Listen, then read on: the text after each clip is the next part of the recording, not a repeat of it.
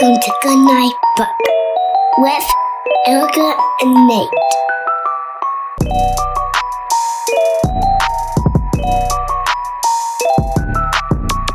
Viv's dad babysat the kids for the first time ever. How did Grandpa do with the kids? Not to correct you, but it's Quiet Papa is his name. Oh, sorry. There's Quiet Papa and Loud Papa. My dad is Loud Papa. Oh, I was just going to say I can guess who Loud Papa is. Yeah. Yeah. And they actually, so like even 80 says Quiet Papa. Quiet Papa? Oh. Yowd Papa. Ah, so cute. Mm-hmm. It was pretty cute. But yeah, he seemed to manage fine. Everything was fine. Mm-hmm. But we haven't talked to him since though, so he might. I don't know if he's left. Yeah. It's like I don't want to do this again. Actually, at the end of it, he said, "I could do that again." Oh, that's good. I loved it.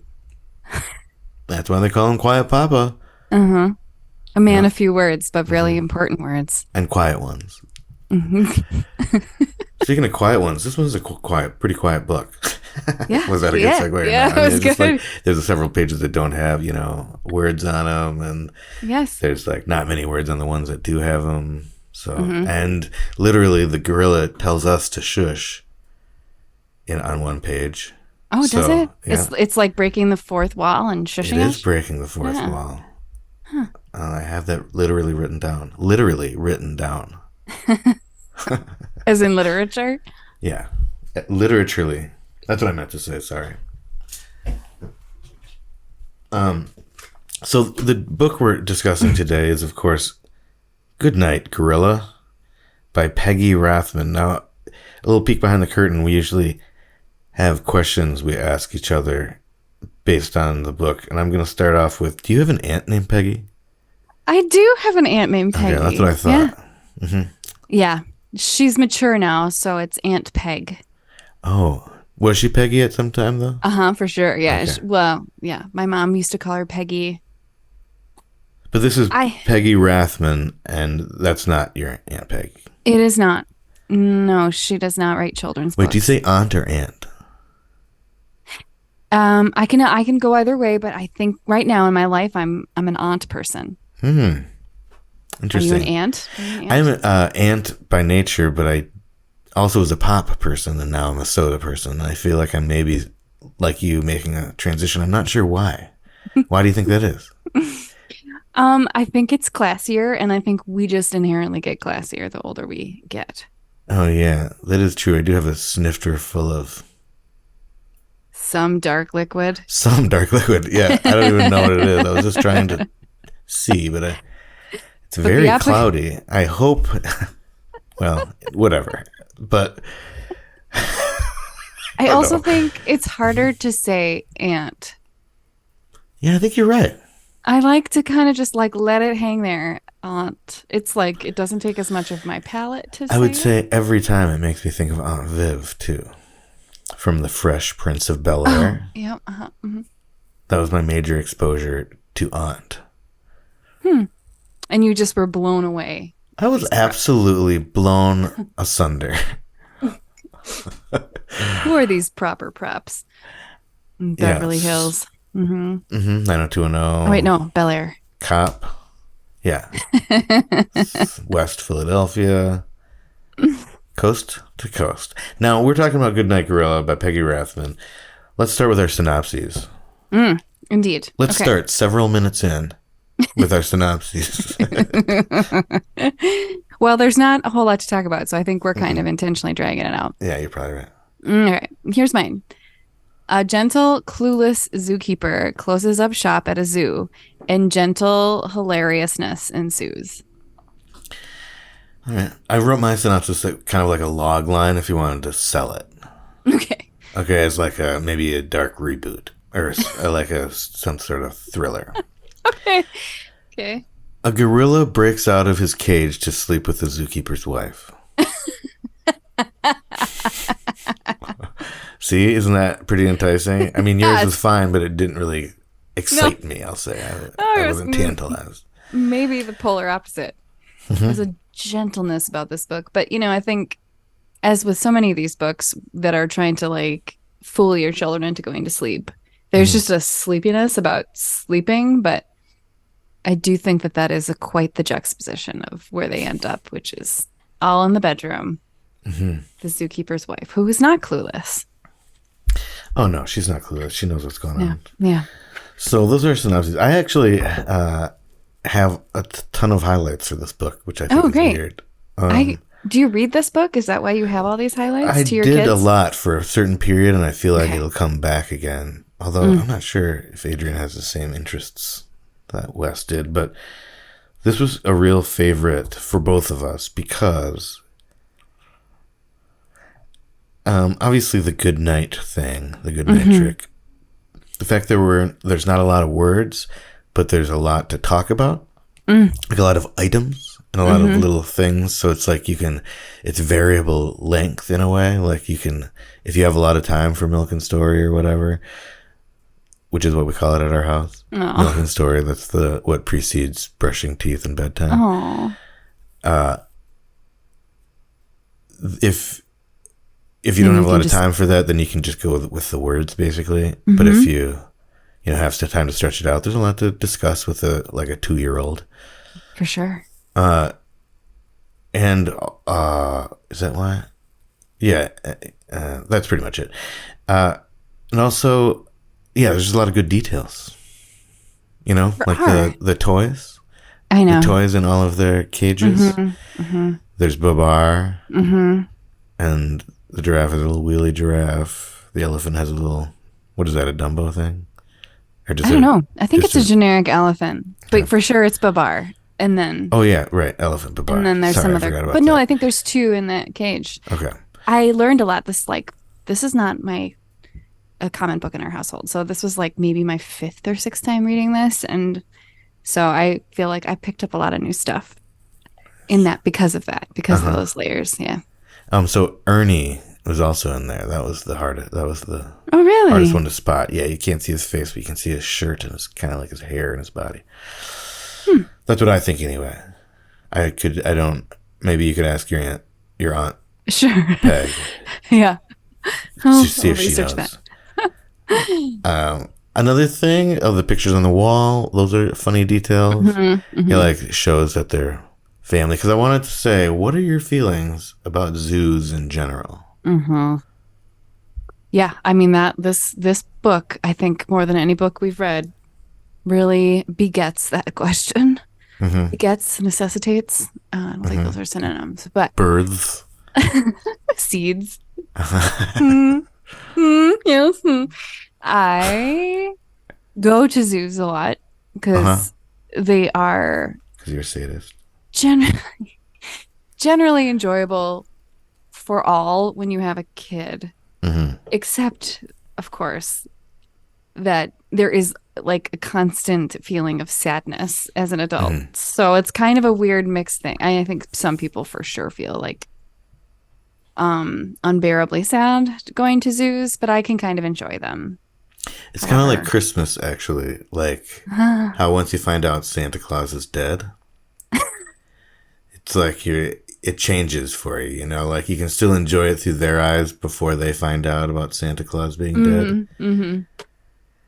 So that's true. Yeah, it is very. They're it is those very, monkeys very are throwing poop for a very funny reason, not out of anguish. Does Minneapolis have a zoo? St. Paul We have zoo? 2. Yeah, we have a Two big zoos, one. twin zoos. Oh shit! You guys are so cute. We have a really large one that's more of a destination zoo, with all the, kind of fanfare of big dinosaurs. buildings and the safari built in. And then there's a smaller urban one in St. Paul that's rough. Has cars and stuff. You can drive through it, yeah. No, I just mean in the cages. There's cars. It's urban, so it's got it's got cars. It's parking meters, light posts, dirt. maybe. Fire hydrants. There's like a fire Correct. hydrant. Sidewalks. Yeah. So yeah, actually Olive was just at the zoo this morning. Wow. She's got a friend there. She's got a sea An lion. animal. She's befriended. Nice. Does it have a name? Sparky. Mm-hmm. Is that its real name, or did she name it that? Well, I think no, she did not name it this. The people who train the sea lions, this is like the third Sparky. Really creative. Mm-hmm. It's kind of like the zoo in the book where there's no barriers between you and the cages where the animals are. So that's like the one place where you can get like really close to an animal is this sea lion area. It's right up next to it. Now, is a sea lion different than a seal? It is, right? It is. Yep. But they have a lot of the same letters. In fact, all of the letters from seal are in sea lion. You know? Uh-huh. It took me a minute. I thought I lost you for a second there. Is she frozen? Oh, no. Yes, in a way. An old-fashioned way of being frozen. Frozen in fear. I don't know how to spell. Yeah. I'm losing my mind. Oh, no. Yeah. Do you go to the Madison Zoo a lot? How do you feel about it? A fair amount. Same. Exact same. I see a lot of joy in it. The kids like it. It's free. It takes up like a pretty significant amount of time, but not like too much of a hassle, really. Not a whole lot of things to not buy. I like that. Yeah. You know, it's not like you can avoid the gift shop pretty easily. Yes, it's not in your way. Yeah, you can go there or you don't go there. You're allowed to bring food in and stuff, which makes it easy. Do you go to the carousel? Do you do those little extras? Like now that they have always had little extras and stuff. No, I will say basically no. Not for any particular reason other than there's a big playground right next to the carousel, and that's more my kids' deal. So the carousel is not that attractive. We went on it once, I think, and Wes liked it, but look, she's not paying. You know what I mean? No, not cheap. Yeah. We went on the fake train once too, and that was similarly underwhelming. Yeah. Well, they have to kind of do other things in order to like keep you there a long time and get you to eat their food or however they make money. Well, yeah. So, but it's they got a good playground outside and everything, and so yeah. You know the old Madison Zoo, like the way it was when we were growing up. I don't know if you have memories of the monkey house. Do you remember that? It was the like Pentagon or the Octagon or whatever. Yeah. Yeah, it was like the weirdest circular building where all the cages were facing out. I can still conjure the smell right now. Honestly, God, I just like thought of it. Yeah. The pee poop. Yeah. Kind of dirty butthole smell. Yeah. That's what I kind of picture when I think of zoos, even though this book draws them in a very particular way. And like the pictures are drawn like the Bronx Zoo, where there are all these like stations throughout. But that is a zoo that I think of when I think of classic zoo. God, it was a bummer. Like the old Madison Zoo was such a bummer. I remember tortoises just like wandering around the grounds. Oh, really? Unseparated. Yeah. Flamingos too. Oh, weird. The elephants looked really sad. I remember that. They would just like look at you like, can you believe it? What's going on out there?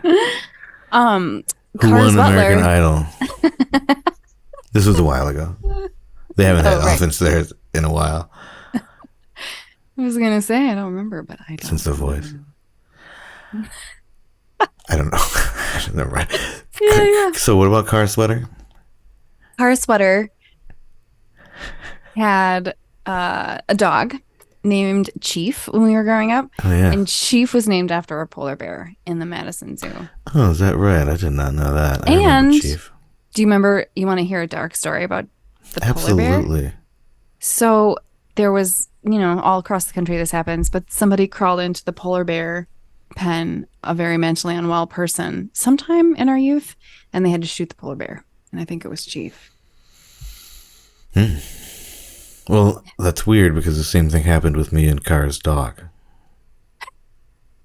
They had to shoot Chief. They actually shot me. It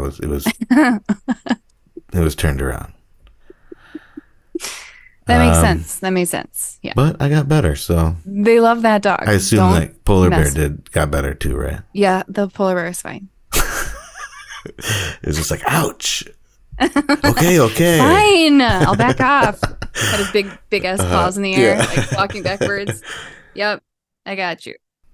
Sorry. Speaking of animal danger and taking your life in your hands, this book is sort of in that category of a few others that we've read where, the synopsis could have included, it could have been so much worse. Mm-hmm. Oh yeah, these people are all pretty well behaved. These people, I know, indeed, these animals. So what is the deal? The zookeeper is just an idiot, or just like has hearing loss, or what? And seeing loss. I like the mouse too. The mouse is a highlight for me. I like watching him drag around the little the banana. Reminds me of Goodnight Moon. Do you think that could have been a reference? It's Goodnight Gorilla, Goodnight Moon. There's that little mouse causing trouble all over the place. Doesn't eat a banana. No, and you never get to see the banana being eaten. It's just gone at one point. Do you feel cheated about that? Well, the lights are off. Speaking of the lights being off, that's all we have. I'm just kidding. Speaking of the lights being off, the convention of having lights off and people awake, the white eyes on a black background. First of all, a little brilliant as far as production goes again. I guess maybe a little expensive as far as ink goes. But maybe black is cheaper. I don't know. But then it's like, I actually remember explaining that to Wes, like trying to explain that convention, That's like funny. why, like their eyes are glowing is what it seems like. Like they're lit up. And so like, I was like, huh. So I guess my question is, isn't that weird? Isn't that convention that we've all accepted for our entire lives and our families before us weird? Yeah. Yes, it is weird. I also think in that moment is a fascinating development that all the animals can talk. Yeah, that's true. Because you get the word bubbles too happening in that. That's another convention, right? Where you hear the good nights and then they turn off the light and then there's all the good nights. And then the eyes all pop open. Yeah, not all of them. That zookeeper's passed out, man. That's right. Because he can't hear well or see well. I guess.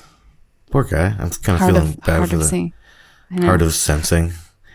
Who's the main character in this book? I mean, it's a new question for us. I don't think we've tried to answer it at all before, but I kind of have my own feelings about this where I feel it's either the gorilla or the mouse. I kind of feel like the mouse might be the audience. Okay. Or the one we're supposed to identify as, because the mouse doesn't have a cage. That's right. The mouse is just along for the ride, just like us. Yeah. It's eating a banana, just like us. And dragging it Tied behind to a itself. string. Yeah, Yes. dragging it just like we are. So it's like every man. It is. It's really of mice and men kind of It moment. is making me hungry for banana, though, to be honest. I have been this whole time. I'm just like, I think the mic actually probably picked up my tum-tum. Here's a question for you. If you could and had to replace your stomach growl with any other sound, what sound would you choose? I just heard that latest episode of Several Questions. That's the other podcast, and it was a question on that one. I know. Well, man, and I thought about this, but can I just like throw my vote in for one of the existing options? Sure, please. Yeah. I would go with the Feed Me Seymour. Okay. And then it develops into song, The Hungrier You Get. I think it would be entertaining. I think with Johnny's answer, which was, or you kind of put it in his mouth, if we're being honest, but he was isolate that. If we're being honest. It was his stomach developing sentience and like really having a conversation with him when he's hungry. Oh, mm-hmm. I think that would be hard to exist in life with because a lot of people would be like very confused and concerned for you. I agree. I'm going to change my answer to like, you know, can't remember how it goes now, but the iPhone ring, like the classic. How does it go? All I can think of is the old ones, like dun dun dun dun dun dun dun dun. That's an old Nokia I one. know. Oh, wasn't it just like ba-da-da-da-ding or bling-a-ding-a-ding? No, I'm thinking about the ringtone, not the alert noise. It's like the dun.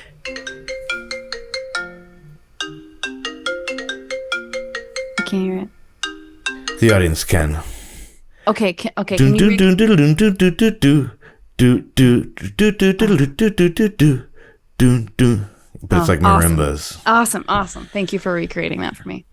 Absolutely. You can make that your ringtone now. Just you doing it. Yeah, that'd be amazing and horrible. It was not very good. Okay, but why are we talking about that? Because you got hungry for banana. Hunger for banana. Okay, so yeah, that's the main character. What else? I love that mouse. Mm-hmm. You love that mouse? I love the mouse. I also relate to the wife. I was considering the main character somewhere between the mouse and the wife. Although she is also duped. Right? Or no, does she sanction the gorilla coming to bed? I don't think so because the gorilla's saying shush to us. Oh, that's where we get get shushed. Yeah. Got it. Okay. Yeah. She's very calm for being woken up by like 8 unique voices in the middle of the night. So I have to think this isn't the first time this has happened. Yeah, absolutely. I don't think a giraffe could fit in that house. I'll say it. I'm calling bullshit. Yeah. Sorry to get so harsh at the end of the episode here, but I'm just like, I've had enough of the bullshit, I guess. is what I'm getting at here. Sorry, I'm just so cranky because I'm low on potassium.